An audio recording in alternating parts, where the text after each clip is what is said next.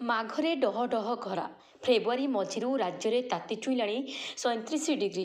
ଲଗାତାର ଉପରମୁହାଁ ରହୁଛି ପାରଦ। ସପ୍ତାହେରୁ ଅଧିକ ସମୟ ହେଲା ତାତି ବଢ଼ିଥିବା ବେଳେ ଖୁବ୍ ଶୀଘ୍ର 40 ଡିଗ୍ରୀ ଛୁଇଁବା ଆଶଙ୍କା କରାଯାଉଛି।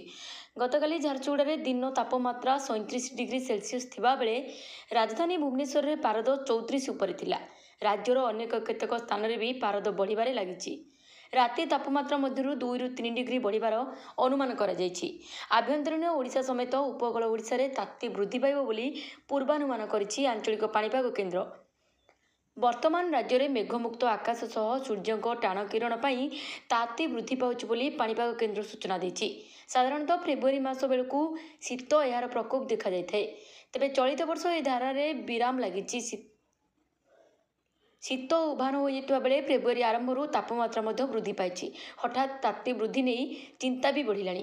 ଏବେଠୁ ଖରାର ଏ ପ୍ରକୋପ ଦେଖି ଆଗକୁ ତାତିର ପରିମାଣ କେଉଁ ଆଡ଼କୁ ଯିବ ତାକୁ ନେଇ ଲୋକଙ୍କ ଭିତରେ ଛନକା ପଶିଲାଣି।